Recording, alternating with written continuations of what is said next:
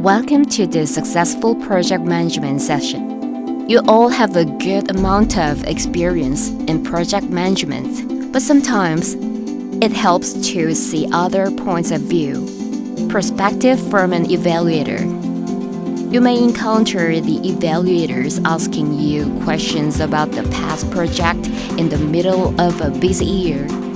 He or she from other agencies asking all sorts of questions, hovering over your workplace and occupying your precious time.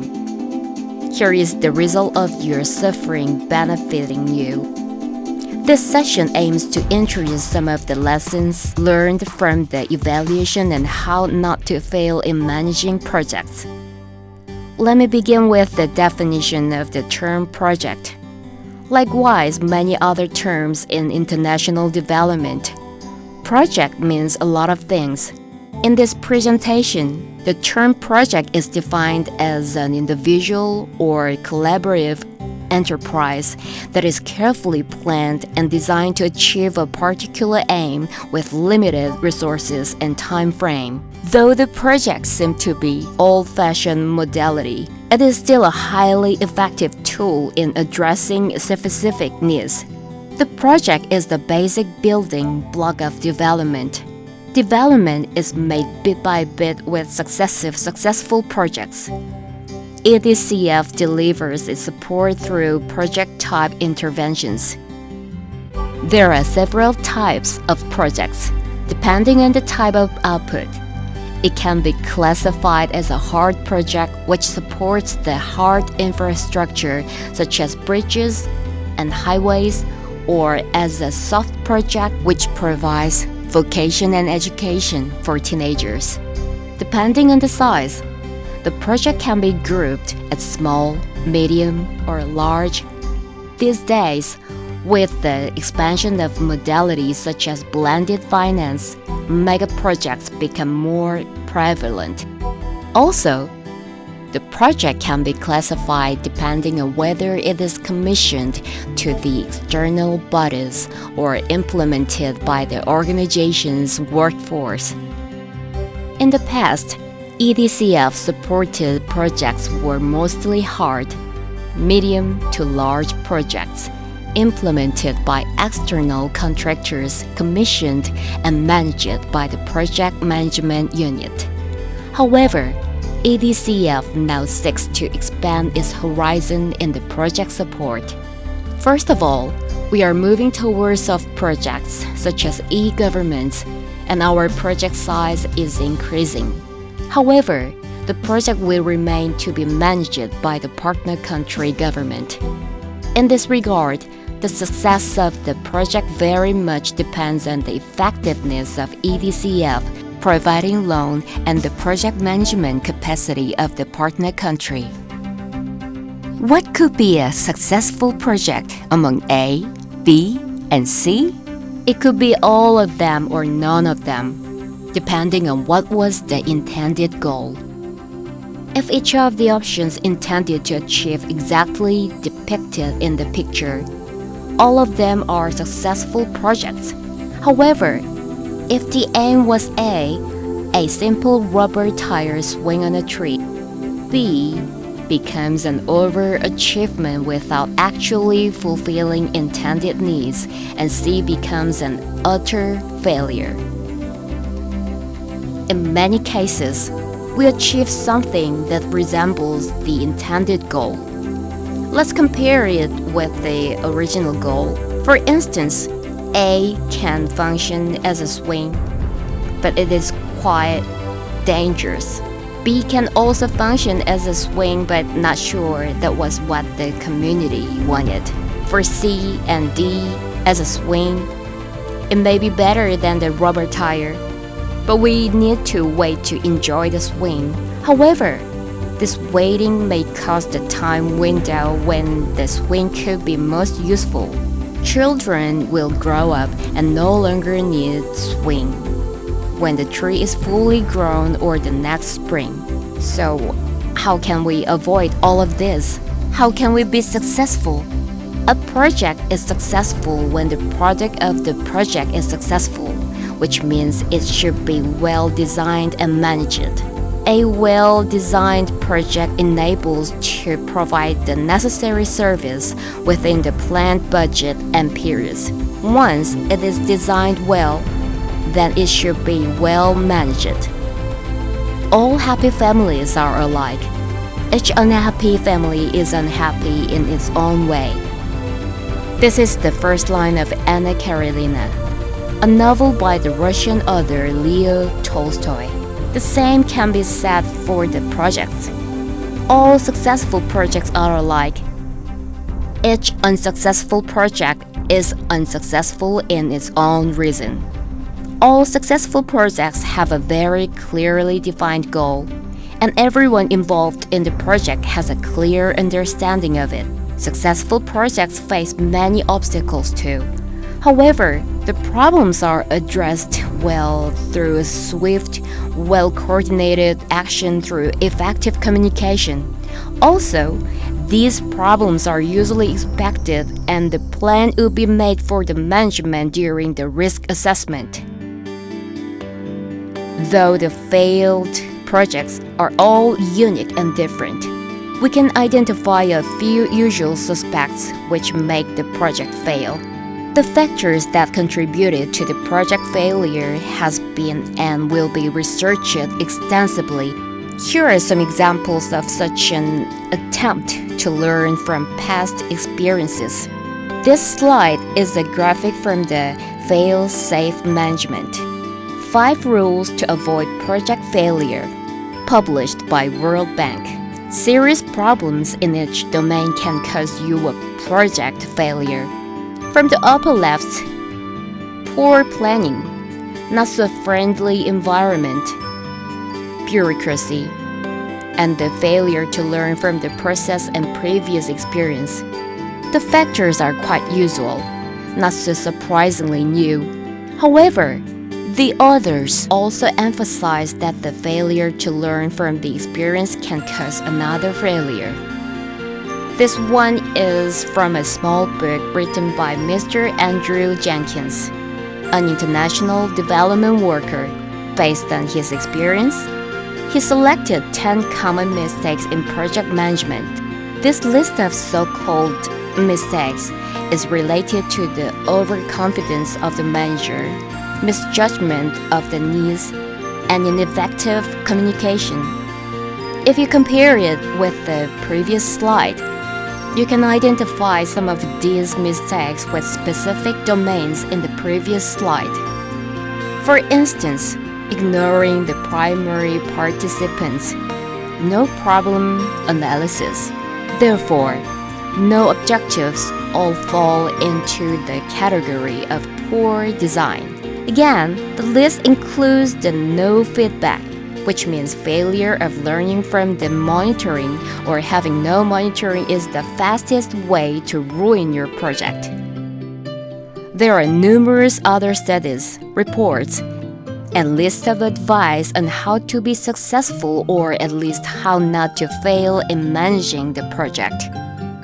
When you type project management and failure as keywords in Google, Google gives you more than 200,000 documents. No worries, you do not need to read all of them, since this presentation will give you a summary of the literature. In a nutshell, the factors contributing to the project failure can be classified into 3 domains. Firstly, if the design is bad, there is a high chance of project failure. Do not overestimate the ability of the managers.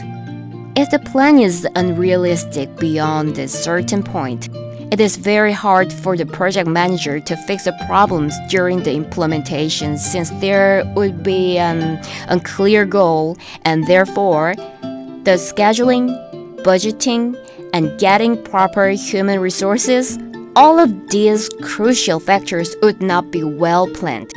Secondly, sometimes it is improper project implementation management that causes the unsatisfactory results. Even with proper planning, managers should make day-to-day decisions dealing with various risks. If the manager fails to respond to the changing environment, the project may yield very disappointing outcomes even though it was implemented as planned. Thirdly, there are environmental factors. Also, you may consider it as context. The project does not and should not happen in a vacuum. It always gets influenced by external factors such as the natural, political, and socio-economic environment. When the environment works against the project, you may consider changing the project design significantly. For instance, let's say the government may plan to build a special economic zone, but it turned out one of the country's laws does not allow foreign investment in certain industries. Then what should the government do? They can either change the law or change the project plan in order to obey the law. All of this is from the painful failure of someone in the past. As philosopher George Santayana said, those who cannot remember the past are condemned to repeat it. You will learn your lesson from your experience, the success and failures in the past. However, the experience should not be limited. You can learn from other people's experiences too. So, here is an example of Korea painfully failing, learn the lesson. One such example can be found in 2015 MERS outbreak in Korea. This is not the case of a project, but it is one of the most recent and relevant case today. If you look into the map, Republic of Korea is quite far away from the other places of significant MERS outbreak. Yet, Korea suffered disgrace of being placed as second largest MERS outbreak with 186 cases and 39 deaths in year 2015. Korean government learned painful lesson. Several studies and evaluation was carried out to examine what went wrong. And the response didn't stop there. All the necessary measure was put into place. In year 2018, a businessman came back from his trip to Kuwait reported his symptom. The case was handled successfully and the lessons learned was used to reinforce preparedness and response system, which is now in use dealing with COVID-19. When the government said they would evaluate its own MERS response, some people were skeptical. They made sarcastic remarks such as the government would publish white paper, response manual, and then bury it under the mountain of bureaucracy. Well, the government, doctors, and public health experts all studied what happened during the outbreak and what could have been done but did not. Record keeping in government is a strong tradition in Korea. Here is an example. The book is called Joseon Wangjo Shillok, which translates veritable records of the Joseon dynasty. It is a recording of the everyday life in Joseon dynasty court. During the reign of a king, professional historiographers maintained extensive records on national affairs and the activities of the state. All the mistakes, along with the success of the king and his men were recorded. There is a joke saying, when the king asked to keep something out of the book, the historiographer wrote down, the king has requested to keep this out of the record. So, it may not be so surprising that the government of Korea left a detailed record of the outbreak. When it comes to failure, recording is quite painful but extremely useful because we can look back step by step progress of events, assess what went wrong, and more importantly, allow us to ponder upon what could have been done. The government also did the same. What was quite remarkable here is what the government did after they had evaluated the failed outbreak control. After identifying these problems, The Korean government strengthened the preparedness and reshaped its response system. This is a summary of what the government and other experts discovered. Firstly, there was an overall very weak preparedness against the new epidemic diseases, which included a lack of proper communication channels and manual. No one knew, for sure, what they should do and should not do in dealing with MERS or how and what to tell to the public. This lack of preparedness also affected management. Most of the reports on the outbreak indicated that failed early response and miscommunication with key stakeholders, such as hospitals, might have contributed to the wider spread of the MERS. The public got very mixed messages, causing confusion and distrust toward the authorities. The environment wasn't too bad. Though the early response failed, Korea had enough public health capacity to handle the disease. However, patients freely visiting multiple hospitals intensified in-hospital infections.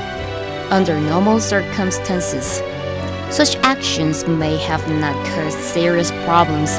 However, in this particular case, the free visits increased exposure of other critically ill patients to the virus. The changes made can be explained with a second outbreak, if we can call it that, in the year 2018. In September 2018, a new case for the first time in 3 years was identified.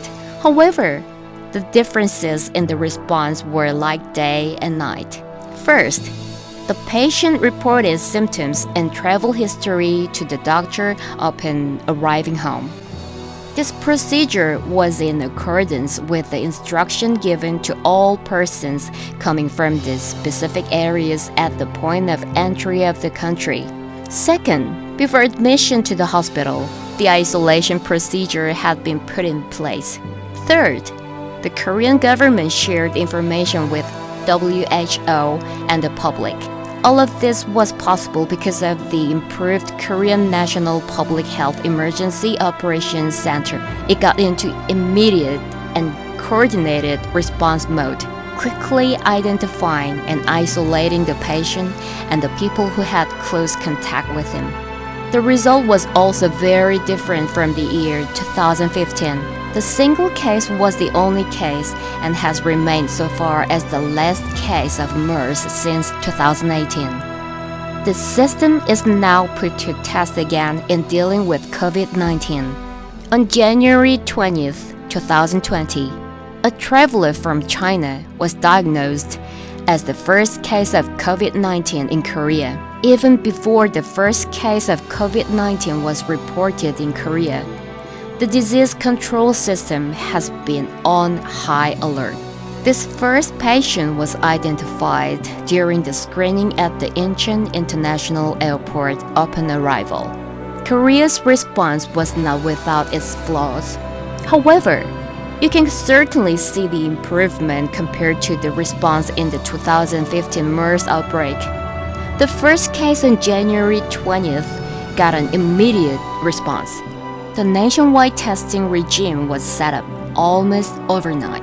The response to address various problems with the epidemic is organized as a national effort rather than at the provincial or local levels. The communication is very transparent. The government authority specialized in disease control disseminates information to the public almost real time and frequently. Also, the close and effective collaboration between the public and private sectors enabled the response. It ranges from the development and mass production of the diagnostic test to produce necessary personal protective equipment. This response is possible because all stakeholders in Korea took the failure of controlling MERS outbreak in 2015 honestly and seriously, and all of them really made a huge effort to find a solution. it would have been less painful and much easier for the regime to blame individuals for the failure and swept everything under the rug. However, Korea had chosen to learn the lesson. None of us is out of the woods yet. We are all in the danger of explosive case increase. However, the Republic of Korea's COVID-19 response has been successful so far. That does not mean the learning stopped. Every day, new lessons learned from both success and mistakes are incorporated into updated guidelines, and as of October 19th, 2020, the 9th edition of the COVID-19 Response Manual is in place for the local governments to manage COVID-19 response. The lessons are seemingly nothing new. You have heard about it. However, putting it into action requires a very crucial condition. Learning from the failure, as we saw early in this presentation. Despite all of our best efforts and intention, about 20 to 30% of projects may fail. If you are afraid to fail, you should not do anything. So, please do not be afraid of the failure. What we should be really afraid of is that not discussing and not learning from the failure, because it will repeat itself, and the second time could be way worse than the first time. It is unimaginable what could have happened if the Korean government ignored the lessons of the 2015 MERS outbreak. Korea would have not been as prepared as now, and the result could be horrifying beyond imagination. So indeed, those who cannot remember the past are condemned to repeat it. However, remembering is only the first step. It should be followed up with proper action. Our own failure is hard to swallow. It would be better if you learn from the others' mistakes. I hope this lecture gives just that kind of opportunity. Thank you for listening.